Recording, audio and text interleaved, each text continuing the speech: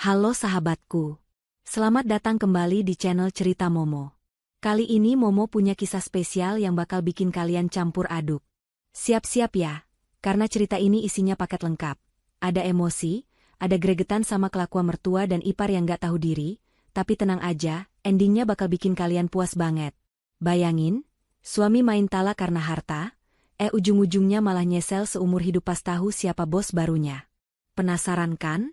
Tapi sebelum kita masuk ke drama serunya, yuk dukung channel Cerita Momo dulu dengan cara tekan tombol like dan subscribe sekarang juga. Jangan lupa juga buat absen di kolom komentar ya. Tulis nama kalian, asal kota, dan ketik kata, hadir. Momo pengen sapa-sapa dulu nih sahabat Momo yang setia dari berbagai kota. Oke, kalau sudah absen, kencangkan sabuk pengaman emosi kalian. Yuk, kita mulai ceritanya. Suasana di ruang kerja pengacara tua itu terasa begitu hening, hanya terdengar suara detak jam dinding yang seolah menghitung setiap detik kesedihan Melisa. Di hadapannya, Pak Burhan, sahabat mendiang ayahnya, menatap Melisa dengan tatapan iba sekaligus serius. Tumpukan berkas tebal tergeletak di meja kayu jati yang kokoh. Melisa masih belum percaya. Ayahnya yang selama ini hidup sederhana, yang selalu mengajarkannya untuk berhemat dan tidak neko-neko, ternyata menyimpan rahasia sebesar ini. Pak Burhan baru saja membacakan wasiat yang membuat kepala Melisa pening. Bukan hanya rumah tua tempat ia dibesarkan, tetapi ada aset likuid senilai 70 miliar rupiah yang kini resmi menjadi miliknya sebagai ahli waris tunggal. Melisa gemetar, bukan karena bahagia, tapi karena takut. Uang sebanyak itu adalah tanggung jawab yang berat. Apalagi ia tahu betul bagaimana sifat suami dan keluarga mertuanya terhadap uang. Dengan langkah gontai, Melisa pulang ke rumah kontrakannya yang sempit. Di ruang tamu, Tio, suaminya, sedang duduk bermalas-malasan sambil merokok dan memencet layar ponselnya, entah bermain game atau membalas pesan siapa. Asap rokok mengepul memenuhi ruangan yang pengap. Tio bahkan tidak menoleh saat Melisa mengucapkan salam dengan suara parau. Sudah biasa, pikir Melisa. Sejak menikah 3 tahun lalu, Tio memang berubah. Kehangatan saat pacaran dulu lenyap berganti dengan sikap dingin dan tuntutan yang tak ada habisnya. Tio selalu merasa gaji Melisa sebagai guru honorer terlalu kecil. Sementara Tio sendiri sering gonta-ganti pekerjaan karena tidak betah diatur atasan. Melisa duduk di samping suaminya dengan hati-hati. Dia butuh teman bicara, dia butuh sandaran. Ayahnya baru saja pergi, dan kejutan warisan ini membuatnya bingung. Dengan suara pelan, Melisa mulai bercerita. Dia memberitahu Tio bahwa dia baru saja bertemu Pak Burhan. Awalnya Tio hanya bergumam tidak jelas. Matanya tak lepas dari layar ponsel. Namun, begitu kalimat 70 miliar rupiah keluar dari bibir Melisa, gerakan jempol Tio terhenti seketika. Hening mencekam selama beberapa detik. Tio perlahan menoleh, menatap Melisa dengan mata terbelalak, seolah memastikan telinganya tidak salah dengar. Rokok di selipan jarinya bahkan hampir jatuh membakar karpet. Sikap Tio berubah 180 derajat dalam hitungan detik. Ponselnya dilempar begitu saja ke sofa. Dia langsung memegang kedua bahu Melisa, menatap wajah istrinya dengan tatapan yang mendadak penuh cinta, tatapan yang sudah lama hilang. Suaranya yang tadi ketus kini berubah menjadi sangat lembut, bahkan terdengar dibuat-buat. Dia bertanya berkali-kali apakah itu benar, apakah uang itu sudah cair, dan di mana uang itu sekarang. Melisa yang polos hanya mengangguk lemah, mengatakan bahwa proses administrasi sedang berjalan dan uang itu aman. Seketika itu juga, Tio langsung memeluk Melisa erat-erat. Bukan pelukan yang menenangkan, tapi pelukan yang terasa menyesakan karena penuh nafsu keserakahan. Tanpa membuang waktu, Tio langsung mengambil ponselnya kembali. Bukan untuk menghibur Melisa, tapi untuk menelepon ibunya, Bu Rumi. Dengan suara bersemangat yang tidak bisa disembunyikan, Tio menyuruh ibunya dan adiknya, Adinda, untuk segera datang ke rumah kontrakan mereka. Tio bilang ada kabar maha penting yang akan mengubah hidup mereka selamanya. Melisa hanya diam memperhatikan tingkah suaminya. Ada rasa nyeri di dadanya. Saat dia berduka kehilangan ayah, suaminya justru terlihat seperti orang yang baru menang lotre. Tidak sampai 1 jam, suara klakson motor terdengar nyaring di depan rumah. Bu Rumi dan Adinda datang dengan tergesa-gesa. Wajah mereka penuh tanya. Bu Rumi, Wanita parubaya yang selalu tampil dengan bedak tebal dan perhiasan imitasi yang mencolok, langsung masuk tanpa mengetuk pintu. Di belakangnya, Adinda, adik ipar Melisa yang kerjanya hanya nongkrong dan belanja online, mengikuti dengan wajah masam karena merasa waktunya terganggu. Namun, wajah masam itu sirnas ketika saat Tio membocorkan rahasia besar itu. Mata Bu Rumi langsung berbinar, lebih terang dari lampu neon di ruang tamu itu. Mulutnya menganga tak percaya, lalu senyum lebar merekah di wajahnya. Dia langsung menghambur ke arah Melisa, memeluk menantunya itu dengan erat, sesuatu yang belum pernah dia lakukan selama ini. Biasanya, Bu Rumi hanya akan menyapa Melisa kalau mau meminjam uang atau menyuruh Melisa masak. Tapi kali ini, dia memanggil Melisa dengan sebutan, menantu kesayangan ibu. Adinda pun tak mau kalah, dia langsung duduk di sebelah Melisa. Memijat-mijat lengan Melisa sambil memuji-muji kulit Melisa yang katanya semakin cerah, padahal baru kemarin dia mengejek Melisa dekil. Di ruang tamu sempit itu, drama kemunafikan dimulai. Bu Rumi mulai berceramah panjang lebar tentang bagaimana uang sebanyak itu harus dikelola oleh laki-laki, yaitu Tio, agar aman. Dia bilang Melisa sebagai wanita tidak akan paham mengurus aset sebesar itu. Adinda mulai menyela dengan angan-angannya, membayangkan liburan ke luar negeri, dan membeli tas-tas bermerek yang selama ini hanya bisa dia lihat di layar Instagram. Mereka seolah lupa bahwa uang itu adalah peninggalan dari ayah Melisa yang baru saja meninggal. Tidak ada satupun ucapan bela sungkawa yang tulus keluar dari mulut mereka. Yang ada hanya rencana, tuntutan, dan bayangan hidup mewah. Melisa menatap satu persatu wajah orang-orang di hadapannya ini. Suami yang tiba-tiba romantis, ibu mertua yang mendadak perhatian, dan adik ipar yang tiba-tiba manis. Jauh di lubuk hatinya, Melisa sadar. Topeng mereka telah terbuka. Mereka bukan peduli padanya, mereka hanya peduli pada angka 0 yang berderet di rekening warisan ayahnya. Melisa merasa sendirian di tengah keramaian suara tawa mereka yang merencanakan masa depan dengan uang ayahnya. Namun, dia memilih diam untuk saat ini. Dia ingin melihat sejauh mana keserakahan akan membawa mereka. Di balik diamnya, Melisa meremas ujung bajunya kuat-kuat, menahan air mata yang ingin tumpah. Ini baru permulaan, dan Melisa tahu, hidupnya tidak akan pernah sama lagi setelah hari ini. Matahari belum tinggi, tapi keriuhan sudah pecah di ruang tamu mungil Melisa. Pagi itu, aroma nasi goreng yang biasanya menenangkan kini kalah oleh aroma keserakahan yang menguar dari tingkah laku keluarga suaminya. Bu Rumi sudah duduk manis di sofa dengan kaki disilang, tangannya sibuk membolak-balik lembaran brosur mengkilap yang entah didapatnya dari mana. Di sebelahnya, Adinda sibuk dengan ponsel pintarnya, senyum-senyum sendiri melihat galeri foto mobil-mobil mewah di internet. Tio, yang biasanya masih mendengkur di jam segini, sudah segar bugar, duduk di antara ibu dan adiknya seolah menjadi pemimpin sidang pembagian harta rampasan perang. Melisa yang baru selesai mencuci piring sisa sarapan dipanggil untuk duduk. Bukan diajak bicara baik-baik, melainkan untuk mendengarkan daftar titah yang harus segera ia penuhi begitu uang warisan itu cair. Tanpa basa-basi, Bu Rumi menyodorkan sebuah brosur perumahan elit di kawasan strategis kota. Jari telunjuknya yang dihiasi cincin emas palsu mengetuk-ngetuk gambar sebuah rumah 2 lantai bergaya Eropa klasik. Dengan nada bicara yang tidak mau dibantah, Bu Rumi mengatakan bahwa rumah itulah yang ia impikan untuk masa tuanya. Ia beralasan bahwa rumah kontrakannya yang sekarang terlalu sempit dan lembab, membuat rematiknya sering kambuh. Namun, yang membuat dada Melisa sesak bukan hanya permintaan rumah mewah itu, melainkan syarat tambahannya. Bu Rumi meminta sertifikat rumah itu harus langsung atas nama dirinya, bukan atas nama Melisa ataupun Tio. Alasannya klise, agar ia merasa tenang dan dihargai sebagai orang tua. Padahal, harga rumah yang ditunjuk itu saja sudah memakan hampir 1/4 dari total warisan yang bahkan belum ada di tangan Melisa. Belum sempat Melisa menelan ludah karena terkejut dengan permintaan mertuanya, Adinda langsung menyela. Dengan gaya manja yang dibuat-buat, gadis itu merengek pada kakaknya, lalu beralih menatap Melisa. Adinda mengeluh bosan naik motor butut kemana-mana, kulitnya jadi kusam kena debu jalanan, dan ia malu sering diejek teman-teman nongkrongnya yang rata-rata sudah membawa mobil sendiri. Ia menyodorkan layar ponselnya tepat ke wajah Melisa, memperlihatkan gambar sebuah mobil sport berwarna merah menyala keluaran terbaru. Harganya fantastis untuk ukuran seorang pengangguran yang uang pulsanya saja masih minta pada kakaknya. Adinda berdalih bahwa mobil itu akan menaikkan derajat keluarga mereka, supaya tidak dipandang sebelah mata lagi oleh tetangga.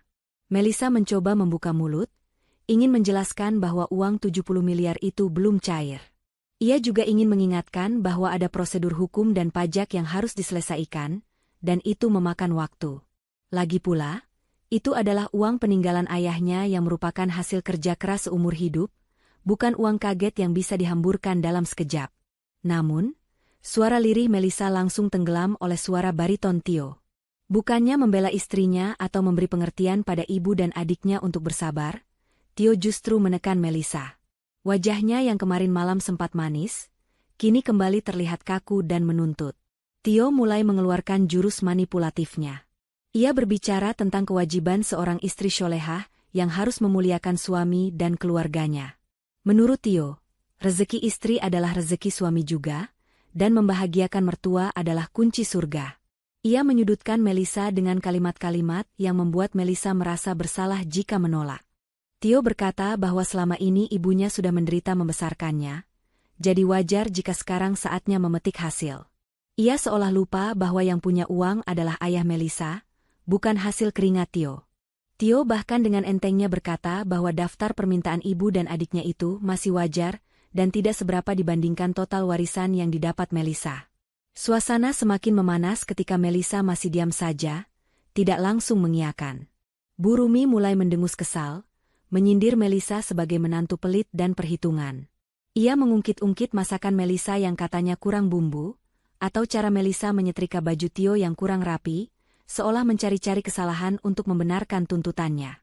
Adinda pun ikut memanasi suasana dengan mengatakan bahwa kalau Melissa sayang pada Tio, seharusnya Melissa tidak berpikir dua kali untuk membelikan apa yang mereka minta. Melissa merasa dikeroyok di rumahnya sendiri. Ia merasa seperti sapi perah yang siap diperas susunya sampai habis. Lalu mungkin akan dibuang begitu saja jika sudah kering. Pagi itu, Melissa menyadari satu hal yang menyakitkan. Di mata mereka, Melissa bukan lagi manusia yang punya perasaan, bukan lagi istri atau menantu yang harus dihormati. Di mata mereka, Melissa hanyalah sebuah brankas berjalan, sebuah mesin ATM yang kuncinya sedang mereka paksa untuk dibuka. Tio terus mendesak, meminta Melissa berjanji saat itu juga untuk menuruti semua keinginan mereka begitu uang masuk rekening. Melissa menatap mata suaminya, mencari sisa-sisa cinta atau setidaknya rasa malu, tapi nihil. Yang ada hanya kilatan nafsu duniawi yang begitu besar. Melissa hanya bisa mengangguk pelan untuk meredakan situasi, sebuah anggukan terpaksa yang menyimpan bom waktu di dalam dadanya. Malam itu, meja makan kayu yang biasanya sepi kini penuh sesak dengan berbagai hidangan lezat. Tio rupanya sengaja memesan makanan dari restoran mahal menggunakan kartu kreditnya. Sangat yakin bahwa tagihan itu akan lunas dalam sekejap begitu uang warisan Melissa cair. Bu Rumi makan dengan lahap sambil sesekali membenarkan letak serbet di lehernya, sementara Adinda sibuk memotret makanan untuk dipamerkan di media sosial dengan keterangan, makan malam keluarga Sultan. Melissa hanya mengaduk-aduk nasinya, selera makannya hilang melihat tingkah laku mereka yang seolah sedang merayakan kemenangan di atas duka kematian ayahnya. Di tengah denting sendok dan garpu, Bu Rumi tiba-tiba berdeham keras, meminta perhatian. Ia meletakkan sendoknya dan menatap Melissa tajam. Pertanyaan yang ditakutkan Melissa akhirnya keluar juga. Ibu mertuanya itu menagih janji, mendesak kepastian kapan uang 70 miliar itu masuk rekening, karena ia sudah tidak sabar ingin segera pamer ke tetangga soal rumah barunya. Adinda pun ikut menimpali, bertanya warna mobil apa yang bagus untuknya nanti. Tio hanya diam sambil tersenyum simpul, menunggu jawaban memuaskan dari istrinya. Melissa menarik napas panjang. Ia meletakkan sendoknya perlahan. Ia tahu ini saatnya. Dengan suara yang tenang namun tegas, Melissa mengangkat wajahnya menatap mereka satu persatu. Ia mengatakan bahwa ia sudah memikirkan semuanya matang-matang. Melissa menegaskan bahwa uang warisan ayah adalah amanah untuk investasi masa depan dan modal usaha, bukan untuk dihambur-hamburkan membeli aset konsumtif seperti rumah mewah ataupun mobil sport yang tidak mendesak. Melissa dengan berani menolak mencairkan uang itu untuk memenuhi daftar keinginan mereka. Suasana di meja makan seketika berubah mencekam. Senyum di wajah Tio lenyap, berganti dengan raut merah pada menahan amarah. Bu Rumi langsung menggebrak meja hingga gelas air bergetar. Wanita parubaya itu berdiri, menunjuk wajah Melisa dengan telunjuk gemetar karena emosi. Caci maki mulai keluar dari mulutnya. Ia menyebut Melisa sebagai menantu durhaka, pelit, dan tidak tahu balas budi. Ia mengungkit-ungkit bahwa selama ini Melisa menumpang hidup pada anaknya, padahal kenyataannya gaji Melisa sering terpakai untuk menutupi kebutuhan dapur saat Tio malas bekerja. Adinda ikut memanasi suasana, menyebut Melisa egois dan ingin menikmati uang itu sendirian. Tio, yang merasa harga dirinya sebagai kepala keluarga diinjak-injak karena penolakan istrinya, ikut berdiri. Ia membentak Melisa dengan suara menggelegar. Ia merasa punya hak penuh atas harta istrinya. Baginya, penolakan Melisa adalah bentuk pembangkangan yang tidak bisa ditoleransi. Tio memaksa Melisa untuk mengubah keputusannya saat itu juga, atau Melisa akan menyesal. Namun, Melisa tetap pada pendiriannya. Ia menatap mata suaminya tanpa rasa takut sedikitpun. Ia berkata bahwa ia bersedia membantu kebutuhan keluarga, tapi tidak untuk gaya hidup dan gengsi yang tidak masuk akal. Melihat Melisa yang keras kepala, Bu Rumi semakin menjadi-jadi. Ia mendekati Tio, membisikkan hasutan jahat tepat di telinga anaknya. Ia berkata bahwa buat apa mempertahankan istri yang pelit dan tidak mau berbakti pada mertua. Bu Rumi dengan lantang berkata, "Ceraikan saja dia, Tio. Masih banyak wanita cantik dan kaya di luar sana yang mau sama kamu. Biar dia tahu rasa hidup menjanda, pasti nanti dia yang bakal ngemis-ngemis minta balik sama kita." Kata-kata ibunya seperti bensin yang disiramkan ke api amarah Tio. Tanpa berpikir panjang, didorong oleh ego yang terluka dan keyakinan bodoh bahwa Melisa tidak akan bisa hidup tanpanya, Tio menatap Melisa dengan tatapan penuh kebencian. Ruang makan itu menjadi saksi bisu saat kalimat keramat itu meluncur deras dari mulut Tio. Dengan lantang dan penuh penekanan, Tio menjatuhkan talak 3 kepada Melisa saat itu juga. Ia mengusir Melisa, mengatakan bahwa mulai detik ini Melisa haram baginya dan harus angkat kaki dari rumah itu. Hening seketika. Bu Rumi dan Adinda tersenyum puas, merasa menang. Mereka berpikir gertakan ini akan membuat Melisa menangis, bersujud di kaki Tio, dan akhirnya menyerahkan semua uangnya demi tidak dicerai. Namun, reaksi Melisa di luar dugaan mereka. Tidak ada air mata, tidak ada raungan histeris. Melisa justru tersenyum tipis, senyum yang mengandung arti kelegaan luar biasa. Beban berat di pundaknya seolah terangkat. Tanpa mengucapkan sepatah kata pembelaan, Melisa berdiri dari kursinya. Ia berjalan tenang menuju kamar tidur, mengambil koper besar, dan mulai memasukkan pakaian-pakaiannya seadanya. Tio yang melihat itu dari ambang pintu kamar mulai merasa sedikit goyah, tapi gengsinya terlalu tinggi untuk menarik ucapan. Ia yakin ini hanya drama Melisa. Hanya butuh 10 menit bagi Melisa untuk berkemas.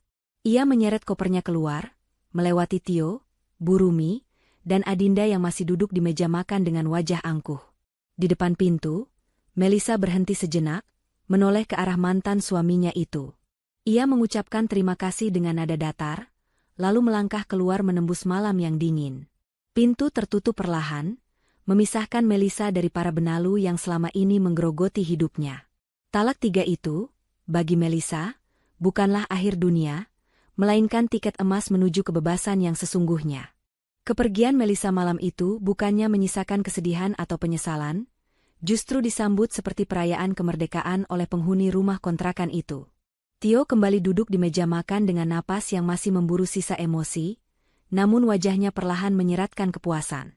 Bu Rumi langsung menepuk-nepuk punggung putranya dengan bangga, memuji tindakan Tio sebagai langkah laki-laki sejati yang tidak mau diinjak-injak oleh istri. Bagi Bu Rumi, Melisa hanyalah benalu yang kebetulan beruntung mendapatkan warisan, dan sekarang benalu itu sudah berhasil dibuang. Mereka yakin seyakin-yakinnya bahwa Melisa hanya menggertak. Dalam pikiran sempit mereka, Melisa yang sebatang kara dan selama ini terlihat penurut tidak mungkin berani hidup sendirian di kota besar tanpa perlindungan Tio. Adinda mengambilkan segelas air dingin untuk kakaknya sambil terkekeh sinis. Gadis itu berkata bahwa paling lambat besok pagi, Melisa pasti akan datang sambil menangis, memohon-mohon untuk dimaafkan dan rujuk kembali. Mereka tertawa membayangkan skenario itu, membayangkan betapa nikmatnya nanti melihat Melisa berlutut menyerahkan semua asetnya demi status istri Tio kembali. Tidak ada sedikit pun kekhawatiran di benak mereka. Ego mereka sudah melambung terlalu tinggi, menutupi akal sehat. Makanan mewah yang sempat terabaikan di meja kini mereka santap kembali dengan lahap, seolah merayakan kemenangan besar melawan musuh yang tangguh, padahal musuh mereka hanyalah seorang wanita yang selama ini mereka tindas. Di tengah suasana euforia itu, Burumi mulai mengeluarkan teori hukum jalanannya yang menyesatkan. Dengan gaya sok tahu, wanita parubaya itu meyakinkan Tio bahwa meskipun mereka bercerai, Tio tetap berhak atas harta Melisa. Burumi berdalih soal harta Gonogini.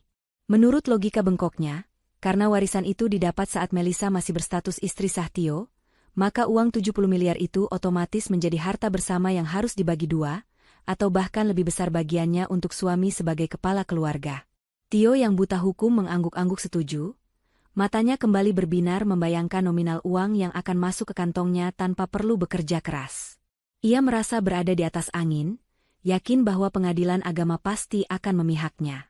Keyakinan semu itulah yang menjadi awal petaka baru bagi mereka. Merasa sudah pasti akan menjadi miliarder dalam waktu dekat, Tio mulai kehilangan kendali atas nalarnya. Malam itu juga, ia membuka aplikasi pinjaman online di ponselnya. Dengan percaya diri, Tio mengajukan pinjaman dengan limit maksimal di beberapa aplikasi sekaligus. Ia berpikir, bunga tinggi bukan masalah, toh sebentar lagi dia akan punya uang bermiliar-miliar untuk melunasinya dalam sekali bayar. Uang pinjaman cair dalam hitungan menit, menambah rasa jumawa di dada Tio. Melihat saldo rekening Tio bertambah dari hasil hutang, Adinda langsung merengek minta dibelanjakan barang-barang branded di toko online yang sudah lama mengendap di keranjang belanjanya. Tanpa pikir panjang, Tio menyetujui. Ia membelikan adiknya tas dan sepatu mahal, serta memesan tiket liburan untuk akhir pekan nanti. Burumi pun tak mau ketinggalan. Ia meminta Tio mentransfer sejumlah uang untuk membeli perhiasan emas baru besok pagi di pasar, supaya bisa dipamerkan saat arisan ibu-ibu kompleks lusa. Tio menuruti semua permintaan itu bak Raja Minyak yang dermawan, padahal uang yang dihamburkan adalah uang panas yang akan mencekik lehernya sendiri. Malam semakin larut, namun rumah kontrakan itu masih riuh dengan rencana-rencana besar mereka. Mereka menyusun strategi untuk menekan Melisa. Tio berencana akan menyewa pengacara, bukan untuk mempertahankan rumah tangganya, tapi untuk memastikan ia mendapatkan bagian terbesar dari kue warisan itu. Mereka bahkan sudah membagi-bagi pos pengeluaran, renovasi rumah ibunya di kampung, membeli mobil sport untuk Adinda, dan modal Tio untuk bergaya seperti eksekutif muda. Tidak terlintas sedikit pun di benak mereka bahwa hukum warisan tidak mengenal pembagian Gonogini, karena warisan adalah hak mutlak penerima dan tidak bisa diganggu-gugat oleh pasangan. Ketidaktahuan yang dipelihara oleh keserakahan itu membuat mereka tidur nyenyak malam itu, bermimpi indah di atas bom waktu yang detiknya terus berjalan. Sementara di luar sana, Melisa sedang memulai langkah pertamanya menyusun kekuatan, jauh dari jangkauan tangan-tangan serakah yang kini mulai menggali lubang kubur mereka sendiri dengan hutang yang menumpuk. Pagi itu, sinar matahari menembus kaca jendela gedung perkantoran di kawasan Segitiga Emas Jakarta, menyinari wajah Melisa yang kini tampak berbeda. Tidak ada lagi daster kusam atau wajah lelah habis menangis. Melisa duduk tegak di kursi kulit empuk di hadapan Pak Burhan, pengacara kepercayaan almarhum ayahnya. Penampilannya kini lebih rapi, meski masih sederhana, namun sorot matanya memancarkan ketegaran yang baru tumbuh. Di meja, terhampar dokumen-dokumen penting yang jauh lebih rumit daripada sekadar sertifikat deposito bank yang kemarin sempat ia ceritakan pada Tio. Pak Burhan tersenyum bijak, lalu mulai membuka lembaran rahasia yang selama ini dijaga ketat oleh mendiang ayah Melisa. Pengacara tua itu menjelaskan bahwa uang tunai 70 miliar itu hanyalah puncak gunung es. Aset sesungguhnya terletak pada portofolio investasi yang tersebar di beberapa sektor.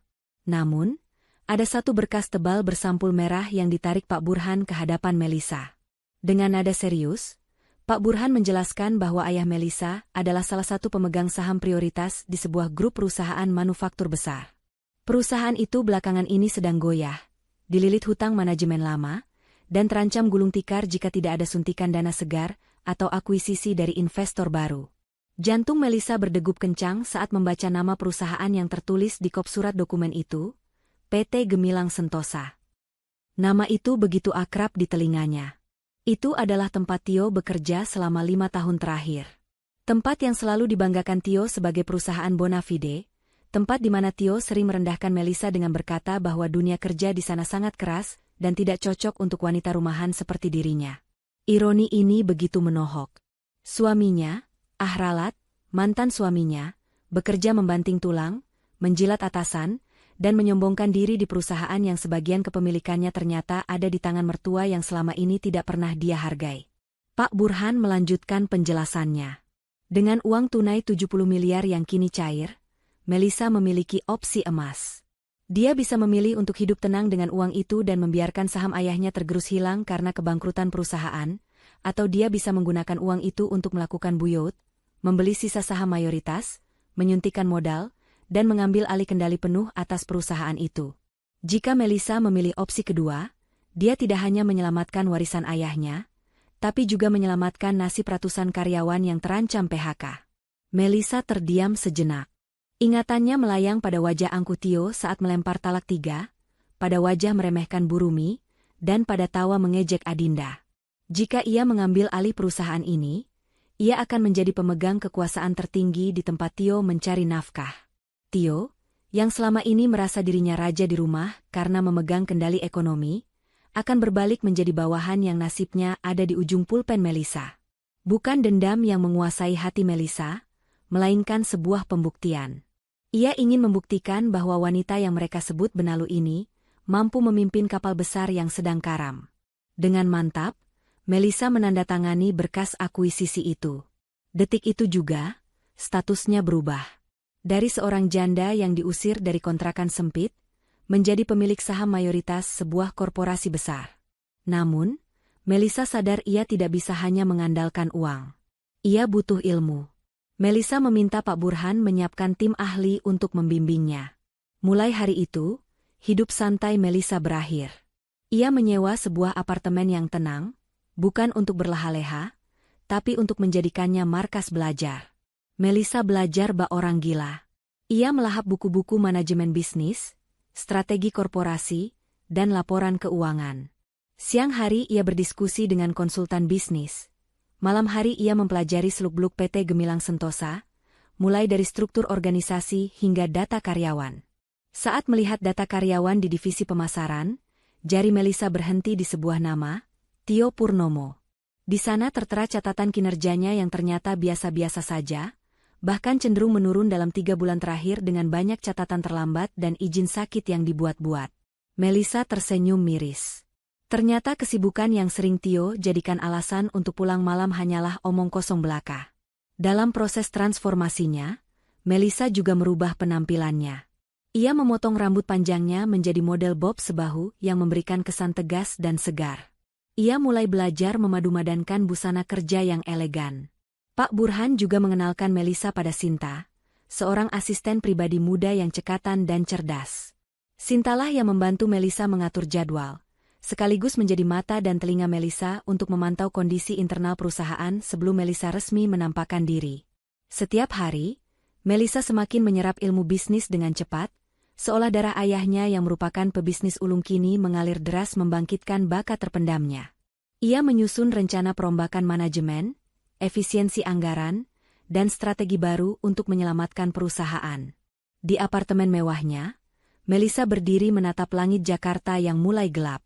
Di suatu tempat di bawah sana, Tio dan keluarganya mungkin sedang tertawa menghabiskan uang hutang, tidak menyadari bahwa ibu rumah tangga yang mereka buang kini sedang bersiap untuk kembali bukan sebagai korban, melainkan sebagai ratu yang memegang papan catur kehidupan mereka. Babak baru kehidupan Melissa sang ahli waris telah dimulai, dan ia siap mengguncang dunia kecil mantan suaminya. 2 bulan telah berlalu sejak malam dramatis itu, dan suasana di rumah kontrakan Tio kini berbanding terbalik dengan sorak-sorai kemenangan yang sempat mereka rayakan. Rumah yang dulunya selalu rapi, bersih, dan wangi berkat tangan cekatan Melissa, kini berubah rupa menjadi kapal pecah. Tumpukan piring kotor menggunung di wastafel, dikerubungi lalat karena sudah 3 hari tidak dicuci. Lantai yang biasanya kinclong kini berdebu dan lengket. Keranjang pakaian kotor meluap hingga tumpah ke lantai, menyebarkan bau apek ke seluruh penjuru ruangan. Pagi itu, suara teriakan Burumi memecah keheningan, bukan karena bahagia, tapi karena frustrasi. Di dapur, wajan penggorengan mengepulkan asap hitam tebal. Telur dadar yang niatnya dibuat untuk sarapan kini hangus menjadi arang. Bu Rumi membanting spatula dengan kesal, menyalahkan kompor yang menurutnya apinya terlalu besar. Padahal ia sendiri yang asyik menonton gosip di televisi sampai lupa mematikan api. Seumur hidupnya dimanja dan kemudian dilayani menantu, Bu Rumi kikuk melakukan pekerjaan rumah tangga dasar. Ia berteriak memanggil Adinda untuk membantu membereskan kekacauan itu, tapi yang dipanggil malah menyahut malas dari dalam kamar, beralasan sedang sakit perut, padahal sebenarnya sedang sibuk maraton drama Korea di ponselnya. Tio keluar dari kamar dengan penampilan yang jauh dari kata prima. Kemeja kerjanya terlihat kusut karena tidak ada yang menyetrikakan, kerah bajunya sedikit dekil, dan wajahnya tampak kusam kurang tidur. Lingkaran hitam di bawah matanya semakin jelas, tanda beban pikiran yang menumpuk. Dulu, setiap pagi kopi hangat dan sarapan bergizi sudah tersedia di meja. Sepatu kerjanya sudah disemir mengkilap, dan bekal makan siang sudah rapi di dalam tas. Kini, Tio harus sarapan roti tawar yang sudah agak keras. Menelan ludah pahit melihat kenyataan bahwa tanpa Melisa, hidup mereka berantakan secara harfiah. Bukan hanya urusan domestik yang mencekik leher mereka, tapi teror yang lebih nyata mulai menghantui, tagihan. Uang pinjaman online yang dicairkan Tio 2 bulan lalu dengan penuh percaya diri itu, kini habis tak bersisa. Sebagian besar ludes untuk membeli tas dan sepatu Adinda, perhiasan Bu Rumi, dan gaya hidup sokaya Tio yang mentraktir teman-temannya demi gengsi. Sekarang, jatuh tempo pembayaran sudah lewat. Ponsel Tio tidak berhenti berdering, bukan dari klien bisnis, melainkan dari nomor-nomor asing penagih hutang yang mulai menggunakan nada ancaman kasar.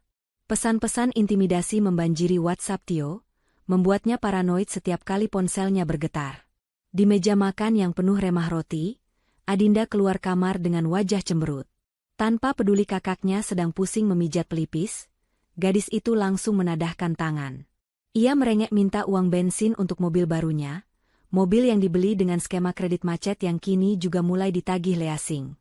Adinda mengeluh tidak punya uang sepeser pun untuk nongkrong nanti sore. Tio yang sumbunya sudah pendek langsung meledak. Ia membentak adiknya, mengatakan bahwa gajinya bulan ini sudah habis dipotong cicilan hutang dan biaya makan sehari-hari yang membengkak karena mereka selalu beli makanan jadi. Adinda yang tidak terima dibentak langsung mengadu pada Bu Rumi. Sang ibu, bukannya menenangkan, malah ikut menyudutkan Tio. Bu Rumi mengeluh uang belanja yang diberikan Tio semakin sedikit, tidak cukup untuk membeli kebutuhan dapur dan skincare-nya. Ia menyalahkan Tio yang dianggap tidak becus mengurus keuangan. Tio hanya bisa terdiam menahan amarah, dadanya sesak. Ia baru sadar, selama ini Melisa lah yang pintar mengatur gajinya yang pas-pasan itu, hingga cukup untuk menabung dan hidup layak. Tanpa manajemen keuangan Melisa, gaji Tio terasa seperti air yang bocor dari ember pecah. Kekacauan di rumah terbawa hingga ke kantor. Di tempat kerja, performa Tio merosot tajam. Ia sering datang terlambat karena harus berebut kamar mandi dengan Adinda, atau terjebak macet karena bangun kesiangan. Di meja kerjanya, Tio sering melamun, memikirkan bagaimana cara menutup lubang hutang yang semakin menganga. Laporan-laporan pekerjaannya banyak yang salah ketik dan datanya tidak akurat. Beberapa kali ia ditegur keras oleh manajernya di depan rekan-rekan kerja, membuat harga dirinya semakin terkoyak. Rekan-rekan kerjanya mulai berbisik-bisik melihat perubahan Tio yang dulu rapi dan sombong, kini lusuh dan sering terlihat cemas. Di tengah keputusasaan itu, Tio teringat satu-satunya jalan keluar instan, Melisa. Tio berpikir, mungkin sudah saatnya ia menurunkan sedikit gengsinya untuk menghubungi mantan istrinya itu. Ia yakin Melisa pasti masih mencintainya dan mau membantu melunasi hutang-hutangnya, atau setidaknya membagi sedikit uang warisan itu. Dengan tangan gemetar, Tio mencoba menelepon nomor Melisa. Namun, jawaban operator seluler yang dingin menyambut telinganya, nomor yang Anda tuju sedang tidak aktif atau berada di luar jangkauan. Tio mencoba lagi, dan lagi. Ia mencoba mengirim pesan WhatsApp, tapi hanya centang satu kelabu yang muncul. Foto profil Melisa sudah hilang. Ia diblokir total. Kepanikan mulai merayapi Tio. Ia mencoba menghubungi lewat akun media sosial, tapi Melisa sudah menghapus semua jejak digitalnya atau mengganti nama akun. Tio bahkan nekat menyuruh Adinda pergi ke rumah kontrakan lama tempat Melisa mungkin mengungsi, tapi Adinda pulang dengan tangan hampa, melaporkan bahwa rumah itu kosong melompong. Kenyataan pahit mulai menampar Tio dan keluarganya. Melissa benar-benar pergi. Dia bukan menggertak, dia menghilang seperti ditelan bumi. Bu Rumi yang mendengar kabar bahwa Melissa tidak bisa dihubungi mulai menangis histeris, bukan karena rindu, tapi karena bayangan rumah mewah impiannya mulai buyar.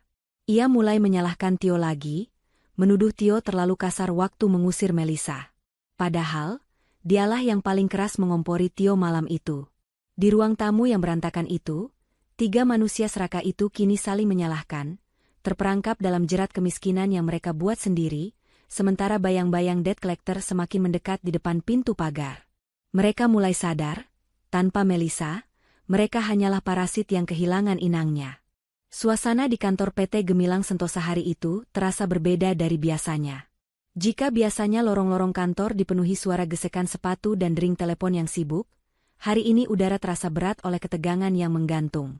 Di pantry, di toilet, hingga di sudut-sudut kubikel, para karyawan bergerombol kecil, berbisik-bisik dengan wajah cemas. Desas-desus yang selama ini hanya menjadi angin lalu kini berubah menjadi badai nyata. Perusahaan akan segera diakuisisi. Kabar burung mengatakan bahwa jajaran direksi lama sudah menyerah mengatasi krisis keuangan, dan seorang investor misterius telah membeli saham mayoritas untuk menyelamatkan kapal yang nyaris karam ini. Tio, yang baru saja kembali dari jam istirahat makan siang yang diperpanjang sendiri, menangkap gelagat aneh ini. Ia menguping pembicaraan 2 staf HRD di dekat mesin fotokopi. Mereka membicarakan tentang bos baru, yang kabarnya akan melakukan perombakan besar-besaran minggu depan. Bukannya merasa cemas mengingat kinerjanya yang jeblok belakangan ini, otak Tio justru memutar skenario yang menguntungkan dirinya. Sifat narsisistik dan rasa percaya dirinya yang tak berdasar kembali muncul. Tio berpikir, pergantian kepemilikan ini adalah peluang emas. Dalam logika Tio yang sempit, investor baru pasti orang asing yang tidak tahu menahu soal internal perusahaan. Mereka pasti butuh orang-orang lama yang loyal dan berpengalaman, seperti dirinya untuk menjadi mata dan telinga. Tio membayangkan dirinya akan menjadi orang kepercayaan bos baru tersebut. Ia sudah menyusun rencana di kepalanya. Ia akan menjadi penjilat nomor 1, melaporkan kesalahan rekan-rekan kerjanya, dan mempromosikan dirinya sendiri sebagai karyawan teladan. Bayangan kenaikan gaji, promosi jabatan, dan bonus besar menari-nari di pelupuk matanya. Ia lupa bahwa data absensinya merah dan target penjualannya tidak pernah tercapai 2 bulan terakhir. Dengan semangat palsu yang membara, Tio pulang ke rumah sore itu lebih cepat. Wajahnya yang kemarin kusut kini tampak cerah, seolah ia baru saja memenangkan lotre lagi. Begitu masuk rumah, ia melihat Bu Rumi sedang memijit keningnya yang ditempeli koyo, pusing memikirkan tukang sayur yang tadi pagi menagih hutang dengan suara keras. Adinda sedang rebahan di sofa sambil mengeluh kuota internetnya habis. Tio langsung mengumpulkan mereka, persis seperti saat ia mengumumkan warisan Melissa dulu. Dengan nada bicara yang meyakinkan, Tio menceritakan tentang akuisisi perusahaan. Ia membual bahwa posisinya aman dan justru akan naik pangkat. Ia bilang pada ibunya, "Tenang Bu, sebentar lagi gajiku pasti naik berkali-kali lipat. Bos baru pasti butuh orang senior kayak Tio. Nanti hutang-hutang ibu Tio lunasin semua, kita bisa kredit mobil lagi." Mendengar janji manis itu, sakit kepala Bu Rumi mendadak sembuh. Matanya kembali berbinar rakus. Ia langsung memuji-muji Tio sebagai anak berbakti yang pintar cari peluang. Bu Rumi mulai berangan-angan lagi. Kali ini ia ingin merenovasi dapur agar terlihat seperti dapur chef di televisi. Harapan kosong itu mereka telan mentah-mentah, menjadi opium yang memabukkan di tengah himpitan ekonomi yang nyata. Namun, Adinda punya ide lain. Mendengar kakaknya akan menjadi orang penting di bawah bos baru, otak liciknya bekerja. Ia bangun dari sofa, duduk di sebelah Tio, dan mulai merengek dengan nada manja yang khas. Adinda meminta, atau lebih tepatnya memaksa, Tio untuk memasukkannya kerja di kantor itu. Ia bosan menganggur dan ingin punya uang sendiri untuk gaya hidup sosialitanya. Tapi tentu saja, Adinda tidak mau kerja keras. Ia minta posisi yang enak, seperti resepsionis atau staf administrasi yang kerjanya cuma duduk di ruangan ber-AC, dandan cantik, dan main HP. Mas Tio kan senior di sana, calon orang kepercayaan bos baru, masa masukin adiknya sendiri nggak bisa? Malu dong sama tetangga kalau adiknya pengangguran terus, desak Adinda, menggunakan kartu gengsi untuk menekan kakaknya. Tio sempat ragu. Ia tahu betul kualifikasi Adinda sangat minim. Ijazahnya pas-pasan, pengalaman kerjanya nol, dan atitudenya buruk. Membawa Adinda masuk ke perusahaan yang sedang dalam masa transisi sebenarnya berisiko. Tapi, pujian ibunya dan egonya yang sedang melambung membuat Tio mengangguk setuju. Ia merasa punya kuasa. Gampang itu, Din. Besok kamu kasih CV kamu kemas. Nanti Mas titipin langsung ke orang dalam HRD. Bilang aja kamu adiknya Pak Tio, pasti langsung diterima. Apalagi nanti bos barunya belum kenal siapa-siapa, kita bisa atur. Malam itu, Adinda sibuk mematut diri di depan cermin, mencoba baju-baju kerja bekas yang ia beli di thrift shop online, membayangkan dirinya menjadi wanita karir yang mempesona para pria di kantor kakaknya. Bu Rumi sibuk menghitung berapa gaji Tio dan Adinda jika digabung, tersenyum membayangkan pundi-pundi uang. Tio tidur dengan senyum menyeringai, yakin masa depannya cerah. Mereka bertiga tertidur lelap dalam gelembung ilusi yang mereka tiup sendiri. Mereka tidak tahu bahwa di sebuah apartemen mewah di pusat kota, Melissa sedang meneliti berkas lamaran kerja yang baru masuk via email dari HRD. Di layar laptopnya, terpampang CV Adinda yang isinya penuh bualan, dan memo rekomendasi dari Tio yang memohon agar adiknya diterima lewat jalur khusus. Melissa tersenyum dingin, jari telunjuknya mengetuk meja perlahan. Diterima, gumam Melissa pelan. Bukan karena kualifikasi, tapi karena ini akan menjadi panggung sandiwara yang sempurna untuk reuni mereka nanti. Tio dan keluarganya sedang menggali lubang kubur mereka sendiri semakin dalam, dan Melissa dengan senang hati akan membantu mereka melompat ke dalamnya. Pagi itu, langit Jakarta tampak mendung, seolah-olah alam sedang bersiap menjadi saksi bisu bagi badai yang akan menghantam kehidupan Tio. Namun, bagi Tio dan Adinda, mendung itu tak berarti apa-apa. Di rumah kontrakan, mereka sibuk mematut diri. Tio mengenakan setelan jas terbaiknya, satu-satunya yang tersisa setelah ia menjual beberapa baju bermereknya demi membayar bunga hutang minggu lalu. Ia menyemprotkan parfum murahan yang wanginya menyengat, mencoba menutupi bau apek dari kemeja yang belum dicuci laundry. Sementara itu, Adinda berdiri di depan cermin retak di kamarnya, memoles wajah dengan riasan tebal. Hari ini adalah hari pertamanya bekerja, dan berkat koneksi, orang dalam, kakaknya, ia diterima sebagai staf resepsionis. Meski sebenarnya ia malas bekerja, bayangan bisa memamerkan ID card perusahaan Bonafide di Instagram membuatnya bersemangat. Bu Rumi mengantar keberangkatan kedua anaknya sampai ke pintu pagar dengan senyum lebar yang memamerkan gigi-giginya yang agak kuning. Ia melambaikan tangan layaknya melepas pejabat negara yang hendak bertugas.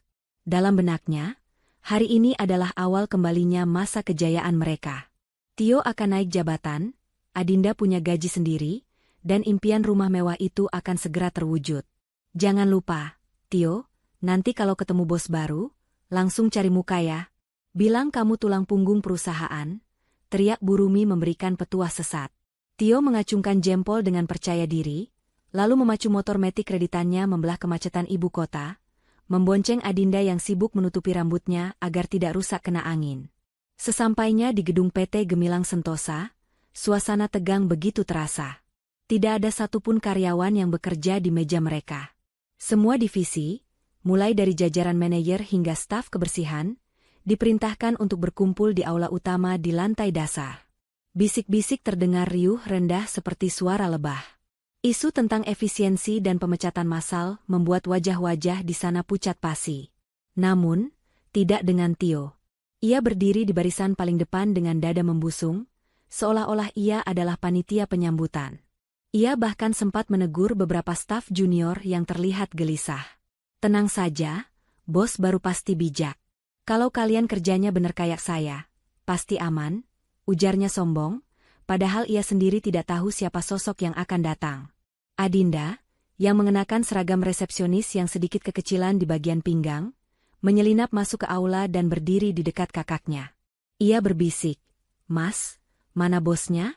Lama banget sih, kakiku pegel nih pakai hak tinggi." Tio menyuruh adiknya diam dan bersikap profesional. Tio merasa momen ini adalah panggungnya. Ia yakin, begitu bos baru masuk, ia akan menjadi orang pertama yang menyambut dan memperkenalkan diri sebagai karyawan paling senior dan loyal. Tiba-tiba, lampu aula meredup sedikit, memusatkan cahaya ke arah podium. Pintu samping terbuka, dan keluarlah seorang pria parubaya yang membawa map tebal. Mata Tio menyipit. Ia merasa familiar dengan wajah itu. Detik berikutnya, jantungnya seakan berhenti berdetak. Itu Pak Burhan, pengacara almarhum ayah Melisa. Tio ingat betul wajah pria tua yang membacakan wasiat 70 miliar itu. Keringat dingin mulai merembes di pelipis Tio. Kenapa pengacara itu ada di sini? Pikiran buruk mulai merayap, tapi Tio menepisnya cepat-cepat.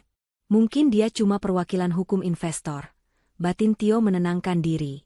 Pak Burhan berdiri di podium, mengetuk mikrofon pelan. Hening seketika. Selamat pagi rekan-rekan semua, suara Pak Burhan bergema, berwibawa. Seperti yang kalian tahu, perusahaan ini nyaris kolaps. Namun, hari ini saya membawa kabar baik. Ada seorang investor tunggal yang telah mengambil alih 100% saham perusahaan dan menyuntikkan dana segar untuk menyelamatkan karir kalian semua. Tio menghela napas lega. Setidaknya perusahaannya selamat. Ia kembali tersenyum, siap memasang wajah paling manis. Tanpa berlama-lama lagi, lanjut Pak Burhan, suaranya meninggi. Mari kita sambut pemilik baru sekaligus Direktur Utama PT Gemilang Sentosa, Ibu Melisa Anggraini. Nama itu meledak di telinga Tio lebih keras dari suara petir. Waktu seolah berhenti. Tio mematung, mulutnya menganga lebar, matanya melotot nyaris keluar. Di sebelahnya, Adinda menutup mulut dengan kedua tangannya, matanya terbelalak horor. Belum sempat otak mereka memproses kejutan itu, pintu utama aula terbuka lebar secara otomatis. Langkah kaki terdengar tegas. Tak tak tak. Bunyi sepatu hak tinggi mahal memecah keheningan. Sosok itu masuk. Bukan Melisa yang dulu memakai daster lusuh dengan rambut diikat karet gelang. Di hadapan ratusan karyawan itu, berjalan seorang wanita muda yang mempesona. Melisa mengenakan setelan blazer navy blue berpotongan tegas yang membalut tubuhnya dengan elegan. Rambut model bobnya yang hitam berkilau bergoyang lembut seiring langkahnya yang penuh percaya diri. Di belakangnya, Sinta sang asisten dan dua orang pengawal berjalan tegap mengiringi. Aura kekuasaan memancar begitu kuat darinya, membuat siapapun yang melihatnya akan menunduk segan. Melisa berjalan membelah kerumunan karyawan yang otomatis menyingkir memberi jalan. Ia tidak menoleh ke kiri atau kanan. Pandangannya lurus tajam ke depan, menuju podium. Saat ia melewati barisan depan, langkahnya melambat sedikit. Ia menoleh ke samping, tepat ke arah Tio yang berdiri seperti patung batu yang retak. Tio gemetar hebat. Lututnya lemas. Ia ingin bicara, ingin memanggil nama istrinya, tapi suaranya tercekat di tenggorokan. Sosok di depannya ini begitu asing, begitu tinggi, dan begitu tak tersentuh. Melisa menatap Tio selama 2 detik, 2 detik yang terasa seperti 2 abad bagi Tio. Tatapan itu dingin, menusuk, dan tak ada sedikit pun rasa rindu di sana. Hanya ada tatapan seorang ratu yang melihat rakyat jelata yang pernah mengkhianatinya. Melisa kemudian mengalihkan pandangannya ke Adinda yang sudah pucat seperti mayat hidup. Sudut bibir Melisa terangkat sedikit, membentuk senyum miring yang mengerikan. Tanpa berkata apa-apa, Melisa kembali melangkah naik ke podium. Ia berdiri di sana, menatap ratusan pasang mata yang menatapnya kagum sekaligus takut. Selamat pagi. Suara Melisa terdengar jernih dan tegas melalui pengeras suara, berbeda jauh dengan suara lirih yang dulu sering memohon uang belanja pada Tio. Saya Melisa. Mulai hari ini, aturan main di sini berubah. Saya tidak mentolerir ketidakjujuran, kemalasan, dan benalu. Kata terakhir itu diucapkan dengan penekanan khusus. Matanya kembali melirik tajam ke arah Tio yang kini merasa dunia di sekelilingnya runtuh. Di tengah aula yang dingin ber-AC itu, Tio bermandikan keringat dingin, menyadari bahwa mimpi buruknya baru saja dimulai. Sang istri yang ia buang seperti sampah, kini kembali sebagai penguasa yang memegang nasib hidup dan matinya. Suasana aula utama itu mendadak senyap, hanya terdengar dengung halus dari mesin pendingin ruangan yang seolah membekukan ketegangan di udara.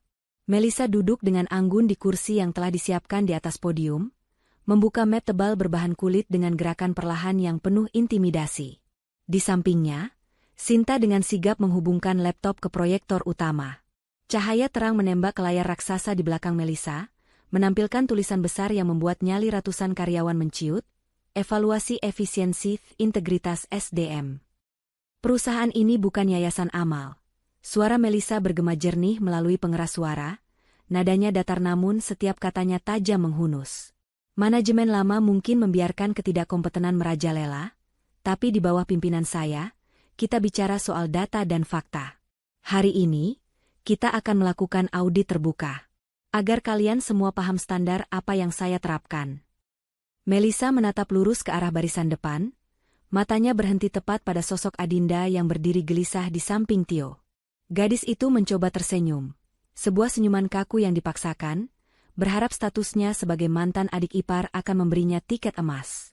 Ia bahkan sempat melambaikan tangan kecil, gestur sok akrab yang membuat beberapa staf lain mengernyit.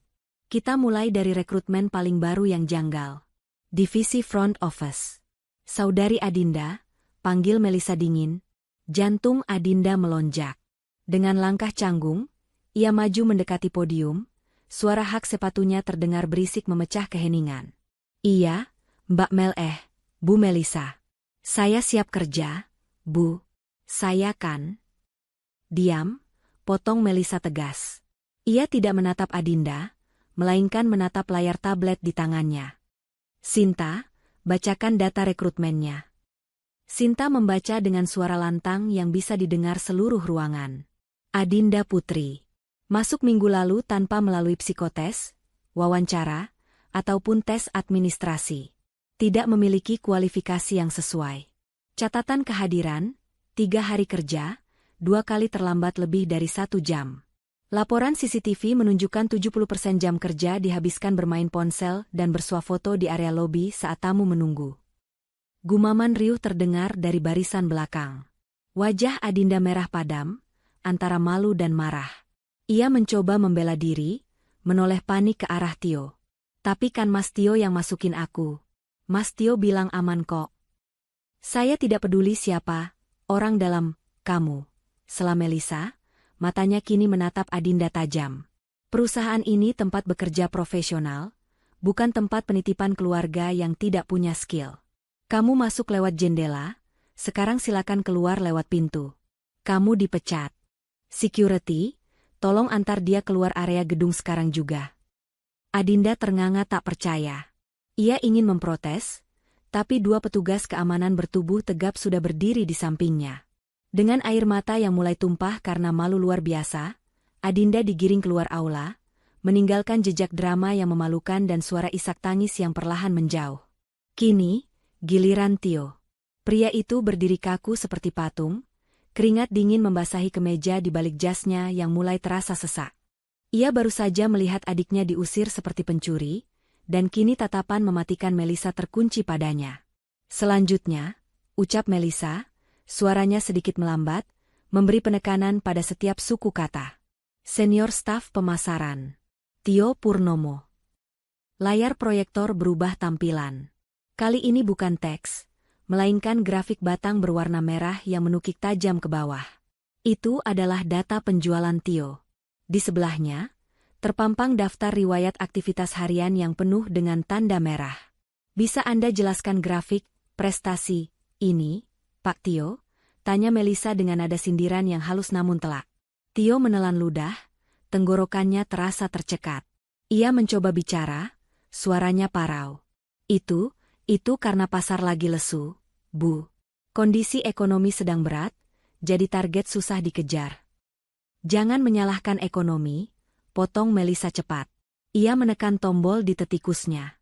Layar berganti menampilkan grafik perbandingan. Ini adalah grafik penjualan rekan satu tim Anda di periode yang sama. Mereka stabil, bahkan ada yang naik. Hanya grafik Anda yang terjun bebas. Alasannya? Mari kita lihat aktivitas harian Anda. Layar kembali berganti. Terpampang jelas daftar, izin sakit, meeting luar, tanpa laporan, dan jam kedatangan yang selalu telat. 3 bulan terakhir, Anda tercatat sering menghilang saat jam kerja dengan alasan meeting. Padahal GPS kendaraan operasional mencatat Anda parkir di warung kopi atau pulang ke rumah. Telepon kantor tercatat sering digunakan untuk urusan pribadi berjam-jam. Apakah ini cerminan mental seorang senior yang minta dihargai? Tio merasa telanjang. Semua kebohongan yang selama ini ia tutup-tutupi dengan gaya sombongnya, kini dikuliti habis-habisan di depan semua orang yang dulu ia rendahkan. Bisik-bisik mencemooh mulai terdengar di belakangnya. Tio panik.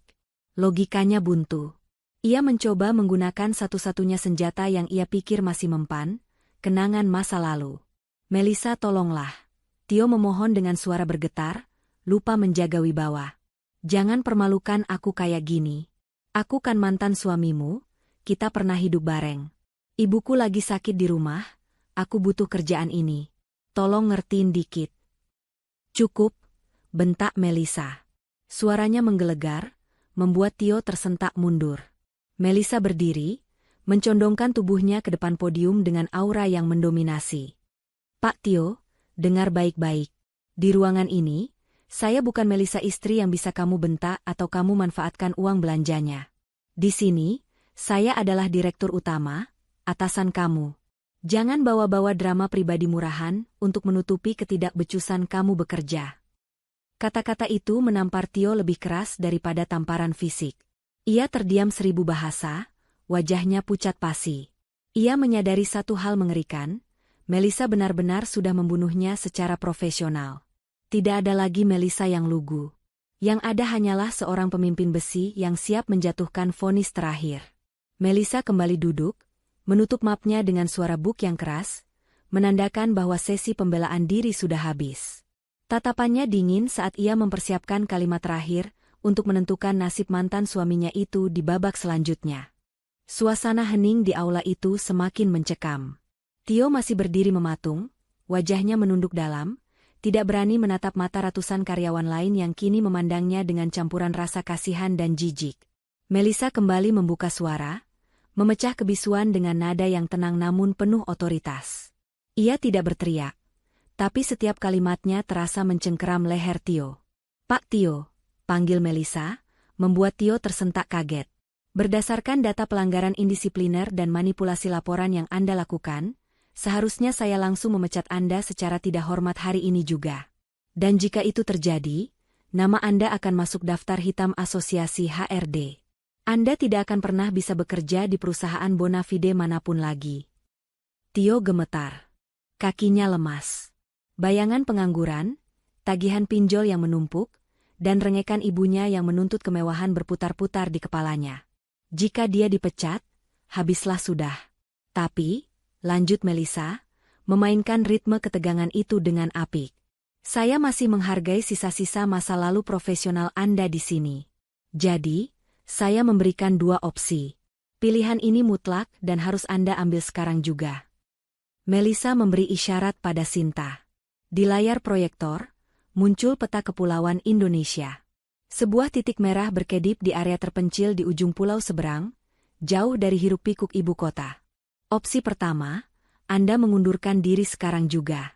Tanpa pesangon, karena Anda terbukti melanggar kontrak kerja berat. Silakan keluar dan hadapi penagih hutang Anda sebagai pengangguran, ucap Melisa dingin. Tio menahan napas. Itu sama saja bunuh diri. Opsi kedua, mutasi, kata Melisa sambil menunjuk titik merah di peta. Perusahaan baru saja membuka kantor cabang perintis di daerah pelosok. Kami butuh orang untuk mengawasi gudang logistik di sana. Jabatan Anda turun menjadi staf gudang. Gaji menyesuaikan UMR daerah setempat, tanpa tunjangan kendaraan, dan tanpa fasilitas tempat tinggal. Anda harus berangkat besok subuh. Tio terbelalak. Gaji UMR daerah pelosok? Itu kecil sekali, Bu. Mana cukup buat bayar cicilan saya? Mana cukup buat kirim ke ibu saya? Protes Tio tanpa sadar. Itu bukan urusan perusahaan, potong Melisa tajam. Itu urusan manajemen keuangan pribadi Anda.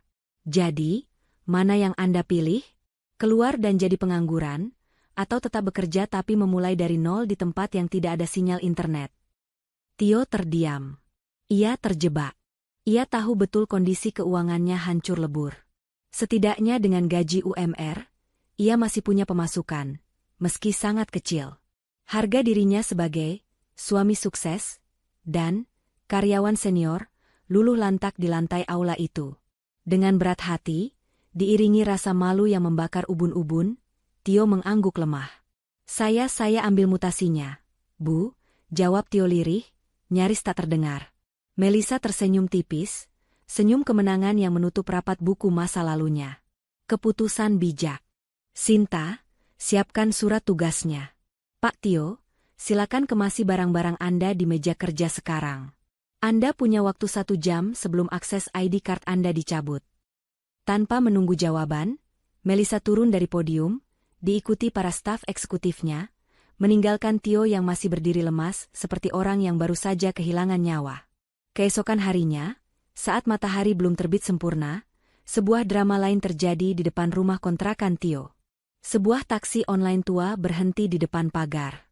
Tio keluar menyeret koper besar dengan wajah kusut. Ia mengenakan kaos oblong lusuh, bukan lagi kemeja necis kebanggaannya. Di teras, Bu Rumi menangis histeris sambil memegangi kaki Tio. Tio, jangan pergi, nak. Terus ibu sama siapa di sini? Itu orang-orang yang nagih hutang serem-serem. Nak, bayarin dulu hutang ibu buat beli emas kemarin. Tio menepis tangan ibunya dengan kasar. Rasa hormat dan baktinya sudah habis digerus kemiskinan dan kebodohan mereka sendiri. Ibu urus sendiri. Ini semua gara-gara ibu dan Adinda yang gila harta. Kalau ibu nggak maksa minta rumah, kalau ibu nggak ngomporin aku buat cerain Melisa, aku nggak bakal sengsara kayak gini. Sekarang nikmati tuh rumah kontrakan panas ini. Adinda, yang matanya bengkak karena menangis semalaman setelah dipecat, hanya bisa diam mematung di pojok pintu. Mobil sport impiannya sudah ditarik leasing tadi malam. Tas-tas brandednya sudah dijual murah untuk ongkos Tio berangkat. Tio masuk ke dalam taksi tanpa menoleh lagi. Ia meninggalkan ibu dan adiknya yang meraung-raung ketakutan karena di ujung gang, 2 orang penagih hutang berwajah garang sedang berjalan menuju rumah mereka. Tio memejamkan mata, air mata penyesalan menetes. Ia membayangkan Melisa. Andai saja ia bersyukur. Andai saja ia tidak serakah. Sementara itu, di lantai teratas gedung PT Gemilang Sentosa, Melisa berdiri di balik dinding kaca raksasa, menatap pemandangan kota Jakarta yang mulai sibuk. Di tangannya secangkir teh hangat. Ia melihat ke bawah, ke jalan raya yang macet. Ia tahu di salah satu kendaraan di bawah sana, ada mantan suaminya yang sedang menuju ke pembuangan. Tidak ada rasa dendam yang tersisa, hanya rasa lega yang luar biasa. Melisa menghirup napas panjang, lalu tersenyum menatap pantulan dirinya di kaca. Cantik, mandiri, dan bebas. Ia bukan lagi benalu. Ia adalah wanita yang berhasil mematahkan sayap-sayap serakah yang mencoba terbang dengan uangnya. Melisa berbalik, melangkah kembali ke meja kerjanya yang megah. Hidup baru yang sesungguhnya baru saja dimulai. Tamat. Pesan moral. Keserakahan dan ketidaktahuan bersyukur adalah jalan tercepat menuju kehancuran. Hargailah pasanganmu saat ia masih ada di sisimu. Karena rezeki seorang suami seringkali titipan Tuhan melalui doa dan kesabaran istrinya. Ketika kesetiaan dibalas dengan pengkhianatan demi harta, bersiaplah kehilangan segalanya, termasuk harga diri.